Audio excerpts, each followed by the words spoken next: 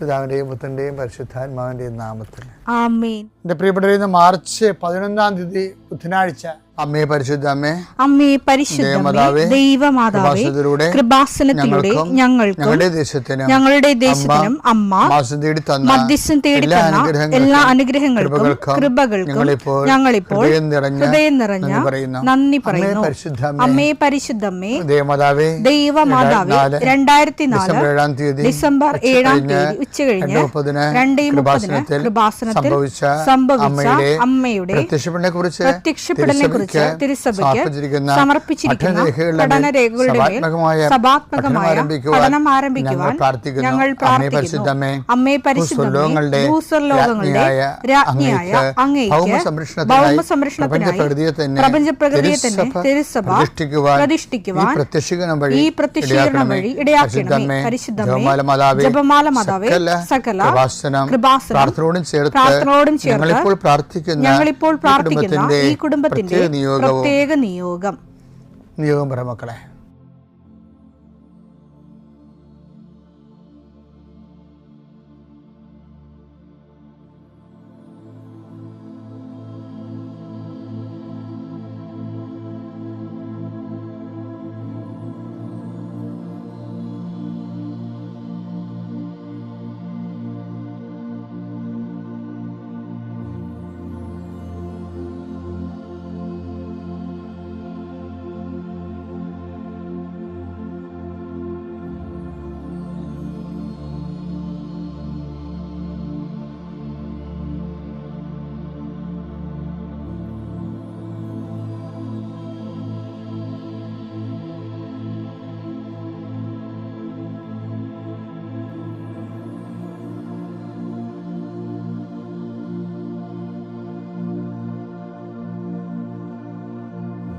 അമ്മയുടെ പ്രത്യക്ഷീകരണത്തിന്റെ ഈ അനുഗ്രഹവേളയിൽ ഞങ്ങൾക്ക് സാധിച്ചു തരുവാൻ കനിയണമേ. ആമേൻ. വിശ്വാസ പ്രമാണം. സർവശക്തനായ പിതാവും ആകാശത്തിന്റെയും ഭൂമിയുടെയും സൃഷ്ടാവുമായ ദൈവത്തിൽ ഞാൻ വിശ്വസിക്കുന്നു. അവിടുത്തെ ഏകപുത്രനും ഞങ്ങളുടെ കർത്താവുമായ ഈശോമിശിഹായിലും ഞാൻ വിശ്വസിക്കുന്നു. ഈ പുത്രൻ പരിശുദ്ധാത്മാവിനാൽ ഗർഭസ്ഥനായി കന്യകാമറിയത്തിൽ നിന്ന് പിറന്ന് പൊന്തിയോസ് പീലാത്തോസിന്റെ കാലത്ത് പീഡകൾ സഹിച്ച് കുരിശിൽ തറയ്ക്കപ്പെട്ട് മരിച്ച് അടക്കപ്പെട്ട് പാതാളങ്ങളിൽ ഇറങ്ങി മരിച്ചവരുടെ ഇടയിൽ നിന്ന് 3-ാം നാൾ ഉയർത്ത് സ്വർഗത്തിലേക്ക് എഴുന്നള്ളി സർവശക്തിയുള്ള പിതാവായ ദൈവത്തിന്റെ വലതുഭാഗത്തിരിക്കുന്നു. അവിടെ നിന്ന് ജീവിക്കുന്നവരെയും മരിച്ചവരെയും വിധിക്കുവാൻ വരുമെന്നും ഞാൻ വിശ്വസിക്കുന്നു. പരിശുദ്ധാത്മാവിലും ഞാൻ വിശ്വസിക്കുന്നു. വിശുദ്ധ കത്തോലിക്കാ സഭയിലും പുണ്യവാന്മാരുടെ ഐക്യത്തിലും പാപങ്ങളുടെ മോചനത്തിലും ശരീരത്തിന്റെ ഉയർപ്പിലും നിത്യമായ ജീവിതത്തിലും ഞാൻ വിശ്വസിക്കുന്നു. ആമേൻ. സുഖസ്ഥനായ ഞങ്ങളുടെ പിതാവേ, അങ്ങയുടെ നാമം പൂജിതമാകണമേ. അങ്ങയുടെ രാജ്യം വരണമേ. അങ്ങയുടെ തിരുമനസ് സ്വർഗത്തിലെ പോലെ ഭൂമിയിലും ആകണമേ. അന്നു വേണ്ടുന്ന ആഹാരം ഇന്ന് ഞങ്ങൾക്ക് തരണമേ. ഞങ്ങളോട് തെറ്റ് ചെയ്യുന്നവരോട് ഞങ്ങൾ ക്ഷമിക്കുന്നത് പോലെ ഞങ്ങളുടെ തെറ്റുകൾ ഞങ്ങളോടും ക്ഷമിക്കണമേ. ഞങ്ങളെ പ്രലോഭനത്തിൽ ഉൾപ്പെടുത്തരുതേ, തിന്മയിൽ ഞങ്ങൾ രക്ഷിക്കണമേ. ആമേൻ. നന്മ നിറഞ്ഞ മറിയമേ, സ്വസ്തി. കർത്താവ് അങ്ങയുടെ കൂടെ സ്ത്രീകളിൽ അങ്ങ് അനുഗ്രഹിക്കപ്പെട്ടവളാകുന്നു. അങ്ങയുടെ ഉദരത്തിൻ ഫലമായി ഈശോ അനുഗ്രഹിക്കപ്പെട്ടവനാകുന്നു. പരിശുദ്ധ മറിയമേ, തമ്പുരാന്റെ അമ്മേ, പാപികളായ ഞങ്ങൾക്ക് വേണ്ടി ഇപ്പോഴും ഞങ്ങളുടെ മരണസമയത്തും തമ്പുരാനോട് അപേക്ഷിക്കണമേ. ആമേൻ. കർത്താവേ, നിന്റെ ഉന്നതമായ നാമത്തിന് സ്വസ്ത്രം ചെയ്യുന്നു. കർത്താവേ, നിന്റെ വിശുദ്ധ പൗരോഹിത്യത്തെ മഹത്വപ്പെടുത്തണമേ. കർത്താവേ, സഭയിലുള്ള സാന്നിധ്യം പ്രകടമാക്കണമേ. 40 വർഷം ഞാൻ അർപ്പിച്ച കൃപാനയുടെ യോഗ്യതയാണ്. കൃപാസ്ഥാനത്താറെ ജീവനോടെ പ്രത്യക്ഷപ്പെട്ട പരിശുദ്ധ അമ്മയുടെ മാധ്യസ്ഥത്തിൽ ഇന്ന് കൃപാസ്ഥാനത്താറെ നടക്കുന്ന 10,000-കണക്കിന് മനുഷ്യരുടെ പ്രാർത്ഥനയോട് കൂടെ ദൈവവേദലെ ഞാൻ നിന്നെ ഈശോനാമത്തിൽ ആസ്വദിക്കുന്നു.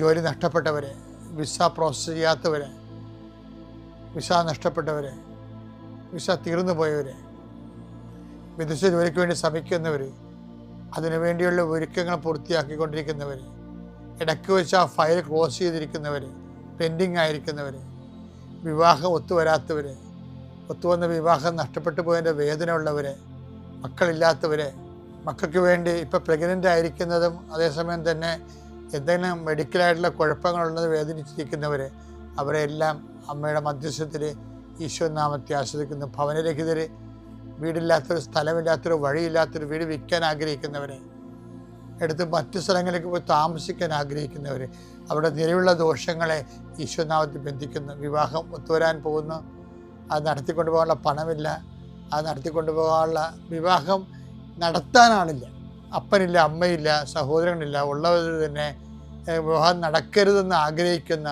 ഒറ്റപ്പെട്ടു പോണ ജന്മങ്ങൾ, മാതാവേ ആ വിഷയം ഏറ്റെടുത്തുകൊണ്ട് അമ്മ ഈസ്റ്റർ കഴിയുമ്പോൾ അത് നടത്തി കൊടുക്കാൻ ഇടയാക്കണം പ്രാർത്ഥിക്കുന്നു.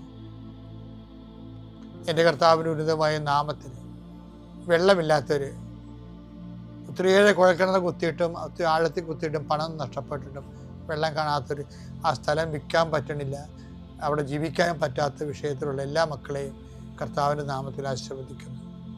വീട് പണി തുടങ്ങാൻ പോകുന്നവർ, വീട് പൂർത്തിയാക്കാൻ പോകുന്നവർ, വീട് പരവാസത്തിൽ ആചരിക്കാൻ പോകുന്നവർ, അതിന് സാമ്പത്തിക കടങ്ങളുള്ളവർ, ലോൺ പാസ്സാകാത്തവർ, ലോൺ പ്രോസസ്സിലിരിക്കുന്നവർ, സിവിൽ നോട്ട് കുറവുള്ളവർ, പോയിൻ്റ് കുറവുള്ളവർ, ആ മേഖലകളിലെല്ലാം കർത്താവ് അവരുടെ കഴിവിനേക്കാൾ ഉപരി ദൈവത്തിൻ്റെ കൃപ കൊണ്ട് ആ വിഷയം ദൈവ തീരുമാനം ഉണ്ടാകാൻ ഇടയാക്കണമേ. എൻ്റെ കർത്താവിന് ഉന്നതമായ നാമത്തിൽ ഏതെല്ലാം വിഷയങ്ങൾ വിട്ടുപോയിട്ടുണ്ടെങ്കിൽ അങ്ങയുടെ മക്കളതെല്ലാം മനസ്സിൽ ഓർക്കുന്ന ഈ സമയത്ത് ഞാൻ അതിനെക്കൂടി അഡ്രസ്സ് ചെയ്തുകൊണ്ട് ഈശോയുടെ നാമത്തിൽ ആശീർവദിക്കുന്നു. നിത്യം പിതാവും പുത്രനും പരിശുദ്ധാത്മാവിനെ നീക്കുവാമേ. എൻ്റെ പ്രിയപ്പെട്ടവരെ, നമ്മൾ ധൂർത്തപുത്രൻ്റെ പുനർവായനയാണ്.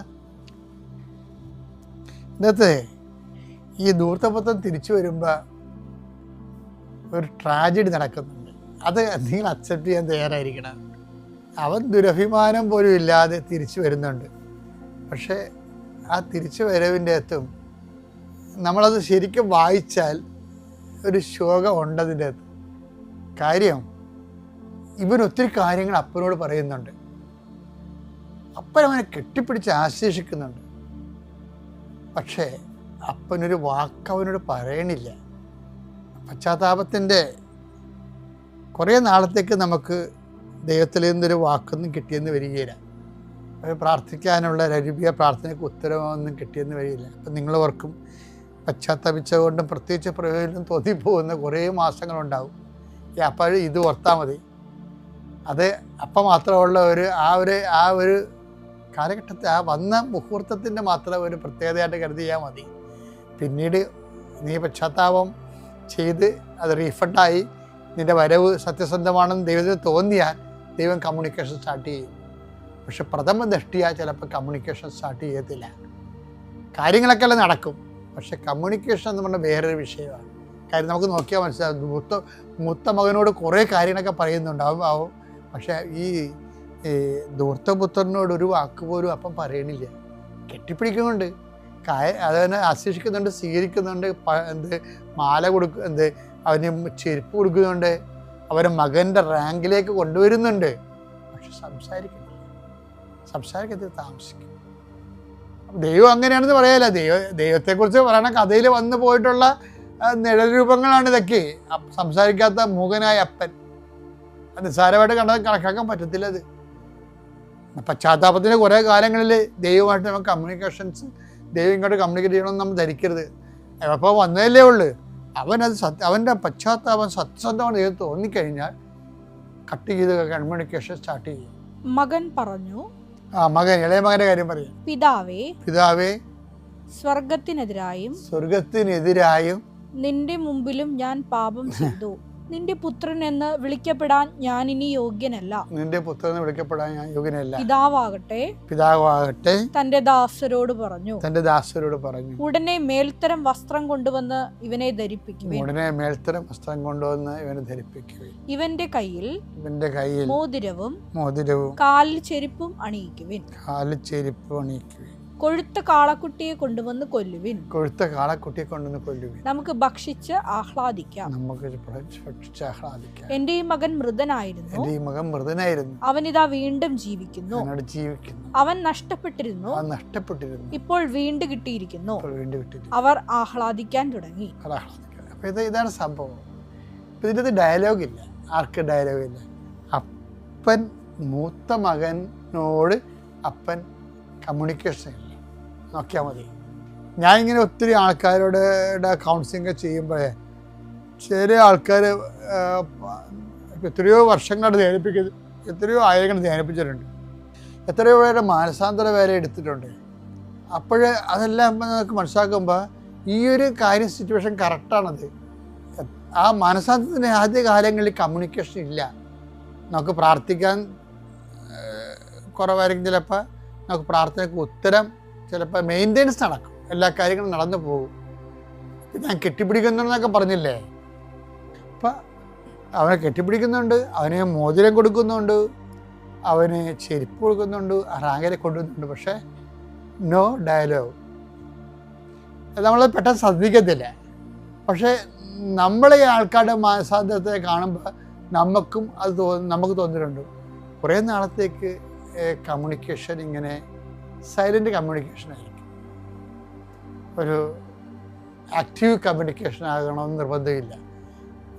അപ്പോൾ അതുകൊണ്ട് മാനസാന്തരപ്പെടുന്ന ആൾക്കാർ എപ്പോഴും ശ്രദ്ധിച്ചേക്കണം.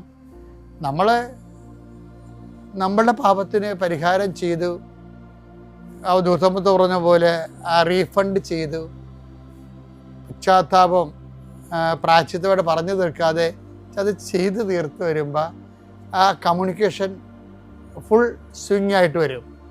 ആ സമയം മുതൽ നമുക്ക് കൂടുതൽ പ്രാർത്ഥിക്കാനും, പിന്നെ ദൈവം നമ്മൾ ഏറ്റവും നല്ല കമ്മ്യൂണിക്കേറ്ററാണ്. ദൈവം ഏറ്റവും നല്ല കമ്മ്യൂണിക്കേറ്ററാണ്. കാര്യം നമ്മൾ ഭൂമി ജീവിക്കുമ്പോൾ ദൈവത്തിൻ്റെ ഈ കമ്മ്യൂണിക്കേഷൻ ഒരിക്കലെങ്കിലും കിട്ടിയില്ലെങ്കിൽ എന്തൊരു കുഴപ്പമുണ്ടെന്നേ ഞാൻ പറയത്തുള്ളൂ. വെച്ച് കഴിഞ്ഞാൽ ദൈവം നല്ലവണ്ണം കമ്മ്യൂണിക്കേറ്റ് തൻ്റെ ദാസനോട്, തൻ്റെ ഭക്തനോട്, തൻ്റെ വിശ്വാസിയോട്, മോശയോട് ഒരു സ്നേഹിതരെ പോലെ സംസാരിക്കുന്ന ആളാണ്. പക്ഷെ അത് ആ ലെവലിലേക്ക് നമ്മൾ ദൈവത്തെ സ്നേഹിച്ച സത്യസന്ധമായിട്ട് ദൈവത്തിന് വേണ്ടിയാണ് സ്നേഹിക്കണമൊക്കെ ദൈവത്തിന് തോന്നിക്കഴിഞ്ഞാൽ സ്വപ്നങ്ങളിലൂടെ, ദർശനങ്ങളിലൂടെ, പിന്നെ വ്യക്തികളിലൂടെ, ഇൻസിഡൻസ് എന്നില്ലേ, നമ്മൾ ഇൻസിഡൻസ് എന്നൊക്കെ പറഞ്ഞാലും അതിലൂടെയും ദൈവത്തിന് നമ്മൾ കമ്മ്യൂണിക്കേറ്റ് ചെയ്യാൻ പറ്റും. കമ്മ്യൂണിക്കേഷൻ ഭയങ്കര രസമായിരിക്കും.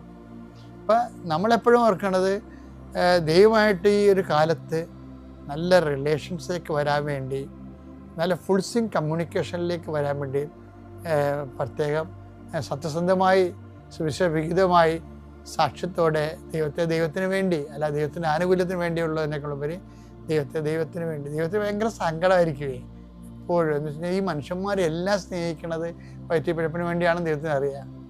അതാണ് ദൈവത്തിൻ്റെ സങ്കടമെന്ന് എനിക്ക് പലപ്പോഴും തോന്നിയിരിക്കുന്നത്. പക്ഷെ ദൈവത്തിന് വേണ്ടി സ്നേഹിക്കാൻ തുടങ്ങിക്കഴിഞ്ഞാൽ നീ തന്നതും തരാത്തതും ഞാൻ അളന്നും തൂക്കി നോക്കാതെ എനിക്ക് നീയാണെന്ന് പറയത്തില്ലേ, അങ്ങനെയൊക്കെ പറഞ്ഞൊരാളാണ് ഈ പത്രോസൊക്കെ. ഈ ഹൃദയം തുറന്നാണ് ഈശോ ഇൻട്രാക്ട് ചെയ്യുന്നത്. ഹൃദയം തുറന്നാണ്.